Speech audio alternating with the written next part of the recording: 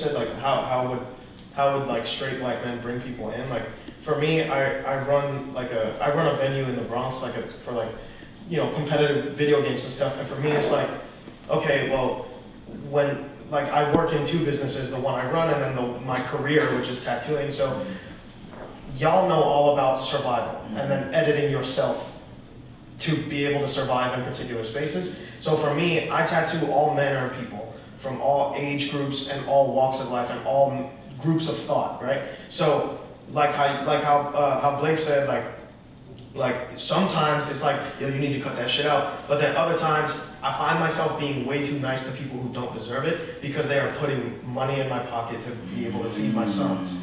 You know what I'm saying? So like this, like I tattooed like cops, like for fuck's sake. You know what I mean? Like I tattooed fucking. You put that shit up on purpose on? No, never. Please. No, never. But it's like, but that's what I mean. Like that's what I mean about like survival, right? Like damn, I gotta listen to this guy spew this hate. I have to do this fantastic tattoo on him. You know what I'm saying? Like and I have to make sure that he's comfortable. Like fuck you, dude. Like also that my sons can eat, basically, because that's what it boils down to for me. So like when it's a question of survival like that, like I know in my head what I think, and if you're not receptive to it, I'm not gonna like I owe y'all the emotional labor, right? But if it's a matter of surviving in a space where this could affect my job and putting food on my table, like it's a tough decision to make right on the spot, like because I know the privilege I sit in, you know what I mean? And like I know that y'all probably would rather lose the job than fucking deal with somebody that's like literally so blocked off from your existence that is unwilling to listen. And then for me, it's like this area that I have to literally pick and choose every single time. Every time somebody sits in my chair, like whenever I find myself asking, "Oh, what are your pronouns?" and somebody like my clients, like.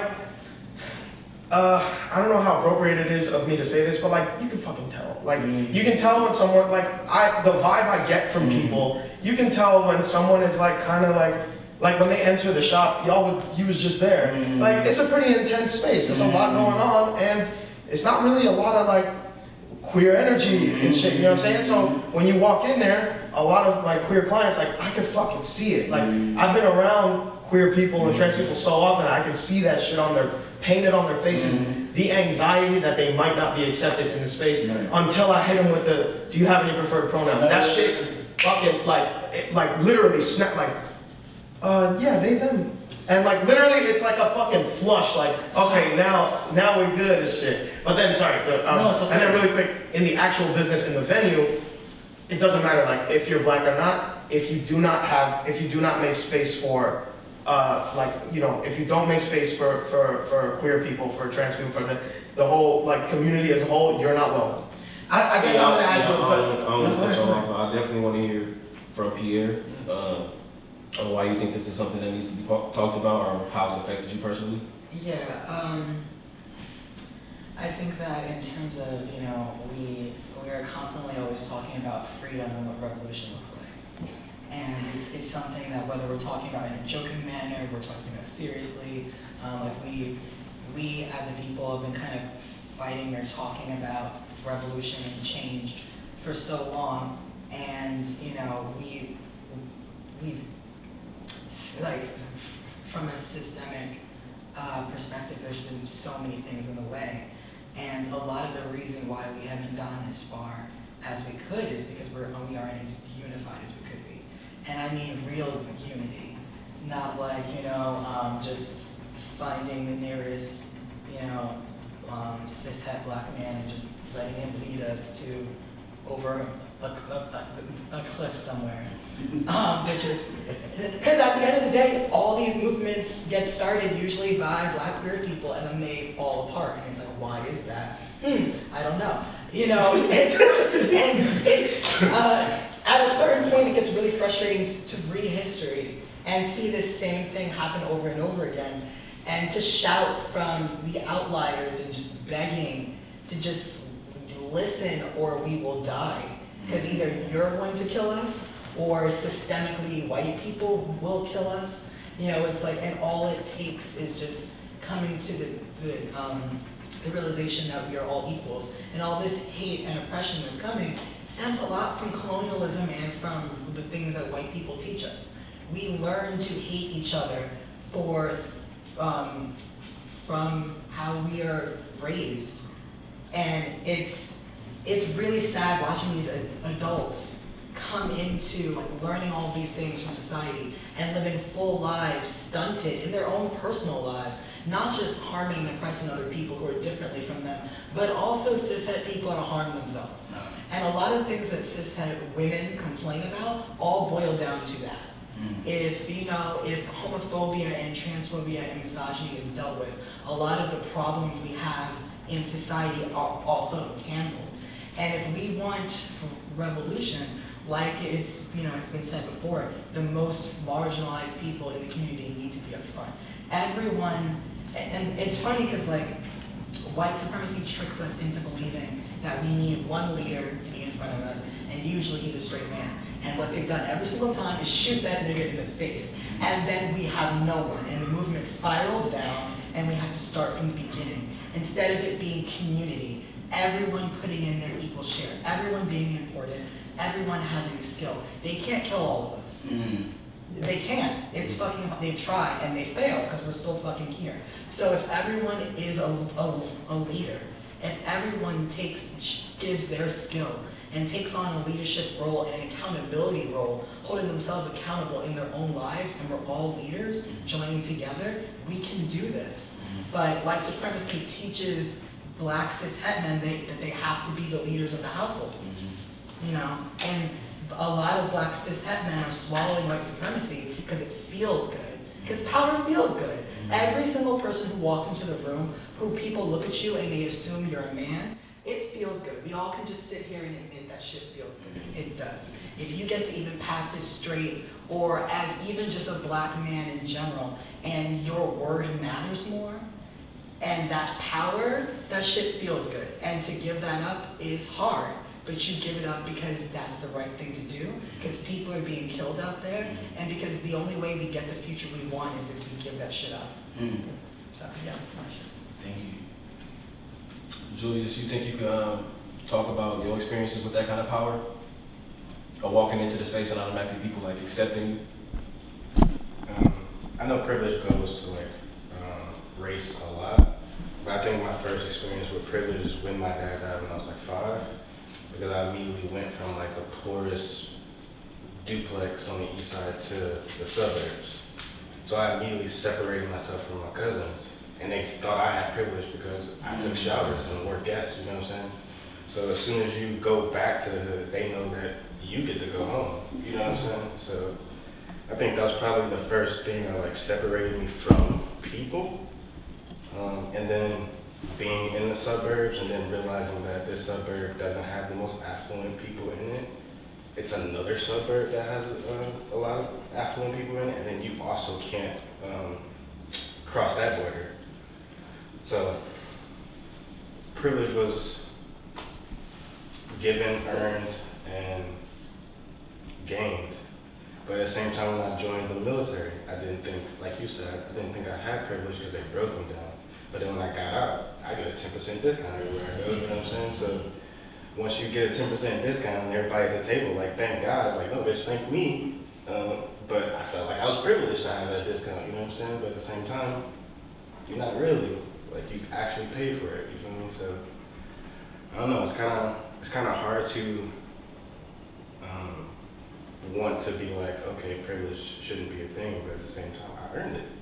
You know what I'm saying? So when do I get to say, like, this is my fucking privilege to do these things? Get the fuck away from me.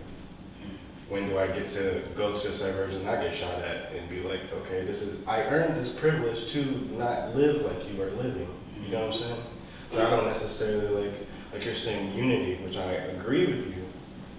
We should be unified, but at the same time, I'm not going individual to help you do some shit, especially because you're looking at my privilege and trying to take it from me. It's like, I'm not trying to give you my privilege, I'm trying to give you your own. You know what I'm saying? So I think me having privilege then opening doors so people look like me can have that privilege also, I feel like that is unity, because it's like, then you can do it if you want to. But I don't think that I'm going door to door to be like, okay, here's your fucking privilege, or I'm taking my privilege away to make you feel better. Like, I'm not gonna humble myself to make you feel better. Well, I'll say this. I think sometimes the danger in like a mentality of like, if I give you some of my privilege, it'll harm me, is that then you end up a black capitalist. And it's like, okay, so it's like, so you end up getting out the hood, which is fine, right? Like, you end up doing extremely well. That's absolutely fine. You end up a billionaire as a black person. That's not fine, but okay, we'll let it We're gonna rob you. Right. Like, but we'll let it rock, right? But then you can't then like in one breath say like, oh, like how are you gonna open doors? It's like, okay, so if you're gonna open doors, then like why is Ebony Magazine closed? Right? Like Ebony Magazine should not be over. That was one of the right, and y'all are billionaires, right? So y'all could have just kicked a couple $100,000 or a couple million and just paid it, right? Why is Fred Hampton's house about to Niggas crowdfunding for that shit. why are we crowdfunding to save Fred Hampton's house when the only reason that y'all are here is because of people like Fred Hampton, but y'all run around and say his name in songs, and y'all run around and put his name in movies, and y'all run around and play him in movies. But you want me to save his house that's a museum, that's the only type of thing. So I think sometimes I just want to push back on like that whole, and again, I'm somebody who got to go to college twice, and somebody who has signed book deals, and somebody who's has the projection to make a lot of money. But people who know me knows like, I've already been having conversations with abolitionists and organizers like, all right, when I get this first check, I want to bail people out. So how do I do that? Or like, okay, like I want to open an LGBT center, or I want to start a soup kitchen. Like, I'm not even thinking about like, oh, I'm about to get this penthouse now. Oh, like my first thing is like, yes, I want to have enough money so that my family is good. And yes, I want to be able to buy Fendi Prada, whatever the fuck I want to buy too, right? But I also want to start taking care of my community, because that's almost our duty once we escape a system that we weren't supposed to, right? Because it's like, I think you were kind of hinting at it a little bit, like, did we really earn it, or did we just, the system just couldn't catch some of us? And it's like the system catches a lot of us, but it doesn't catch some of us. And the some of us it doesn't catch, then get on TV like Steve Harvey and yell at Monique.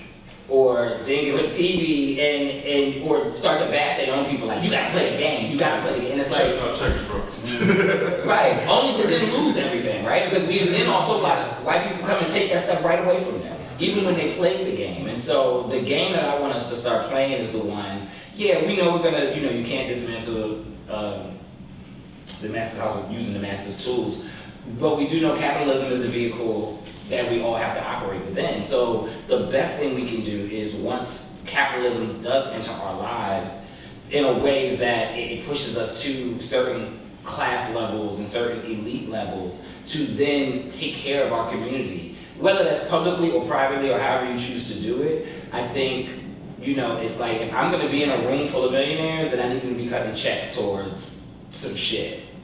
I need them to be doing, like, y'all need to be doing some stuff, right? Like, and it can't just always be visibility and representation. It gotta be tangible things, right? Like, it needs to be something that we build in the community, and we need to be buying warehouses to open communal spaces, or whatever it is that we need to be doing.